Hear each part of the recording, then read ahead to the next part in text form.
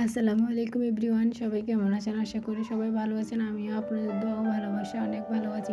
চলে আসলাম আরও একটা নতুন রেসিপি নিয়ে। আজকে আমি তালের পিঠাগুলো বানাবো। একটা তাল আমি আমাদের গাছের পাকনা তাল একটা নিয়ে নিলাম। দেখেন কি সুন্দর হলুদ হলুদ এই তালগুলো অনেক মিষ্টি হয়, তাই আমি নিয়ে নিলাম একটা তাল পিঠা বানানোর জন্য। তারপরে আমি চাল বা তালের বাড়াগুলো আমি চালন দিয়ে চেলে নেব, পানি দিয়ে নেব না, কারণ তালের পিঠা পানি দিয়ে ভালো হয় না। তাই আমি এরকম করে চালনে চেলে নেব। দেখেন কি সুন্দর করে এরকমভাবে নেওয়া যায়।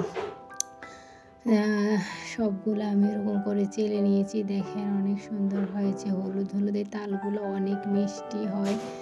এখন আমি বলে সবগুলো নিয়ে নিলাম। তারপরে আমি পরিমাণ মতো চিনি দিয়ে দেব। আপনারা যদি আমার এই পিঠার রেসিপিটা ভালো লাগে তাহলে অবশ্যই লাইক, কমেন্ট, সাবস্ক্রাইব করে আমার পাশে থাকবেন। যদি যারা সাবস্ক্রাইব করেছেন তাদেরকে অসংখ্য ধন্যবাদ। যারা করেন নাই তারা অবশ্যই করে আমার ভিডিওটা পুরো ওয়াচ পূরণ করে দেবেন। এখন আমি পরিমাণ মতো একটু লবণও দিয়ে দিলাম। এখন আমি সবগুলাকে এরকম চামচের সাহায্যে সবগুলো চিনি গলে মাখাই নেব। দেখেন আসলে তালের পিঠা খেতে আমার খুব ভালো লাগে, তাই আমি সবসময় এরকম তালের সিজন আসলে এরকম পিঠা বানাতে খুবই পছন্দ করি। এখন আমি কোড়া নারকেল দিয়ে দিলাম। আমি একটা মালা করে নিয়ে নিয়েছি। নারকেল তালের পিঠায় নারকেল দিলে অনেক মজা লাগে, তাই আমি পরিমাণ মতো আমি নারকেল দিয়ে দিলাম। এখন আমি একটু দুধের গুঁড়ি দিয়ে দেবো। দুধের গুঁড়ি দিয়ে দিলে পিঠার স্বাদটা আরও দ্বিগুণ হয়ে যায়।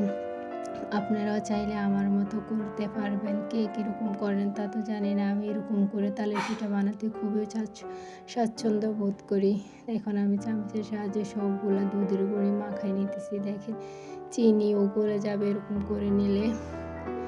এখন আমি পরিমাণ মতো দিয়ে দেব।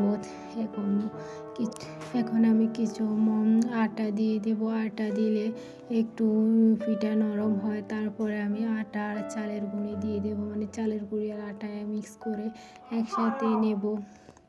চালের গুঁড়ি আটা ভালো করে এখন মিশিয়ে নেব।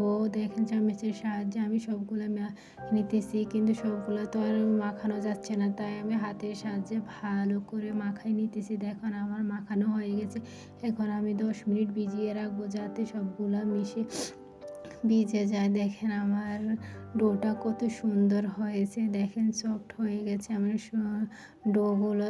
মানে তালের পিঠা তৈরি করার জন্য যেরকম দরকার ঠিক ওরকম হয়ে গেছে। এখন আমি মাটির চুলায় একটা প্যান বসিয়ে দিলাম। দেখেন এখন আমি তেল গরম করে নেব, ভালো করে তেল গরম করে নেব। তারপরে একটু কম কম করে নেব। দেখেন আমি এখন সুন্দর করে এই তালের পিঠা বানানোর জন্য তেলে দিয়ে দিলাম। ছোট ছোট করে ছোট ছোট আকারে এরকম করে বানিয়ে নিতে পারেন আমার মতো। আপনারাও চাইলে অনেক মজা হয় পিঠাগুলো।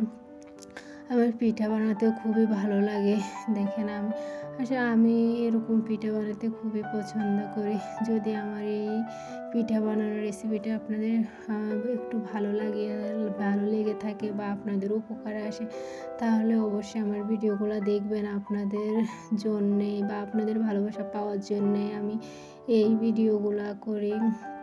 সবাই আমার ভিডিওগুলো দেখবেন আপনারা। এখন আমি সুন্দর করে সবগুলা বানিয়ে নিতেছি। দেখেন এখন আমি সবগুলো ভেজে নিয়েছি। দেখেন আমার প্রায় তালের পিঠাগুলো ভাজা হয়ে গেছে। দেখেন একটু লালচা করে নিতেছি। দেখেন অনেক সুন্দর করে আমি সবগুলো ভেজিয়ে নিতেছি। দেখেন ভেজে নেওয়া শেষ হয়ে গেল, তা আপনাদের দেখাইতেছি আমি কেমন করে তুললাম। আবার আমি ফেনে ছোট ছোট আকারে সবগুলো দিয়ে নিতেছি।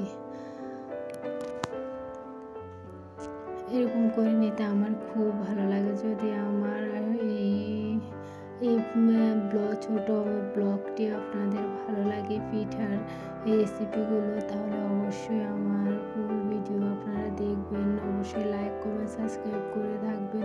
আমি আরও নিত্য নতুন ভিডিও আপনাদের মাঝে শেয়ার করব ইনশাল্লাহ। এখানে আমি সবগুলো পিঠা এখন ভাজা হয়ে গেছে। এরকম করে আমি সবগুলো পিঠে ভেজে নিয়েছি। দেখেন আমি সবগুলো এখন সাজিয়ে নিয়েছি। অনেক সুন্দর এবং মজা হয়েছে এই পিঠাগুলো। যদি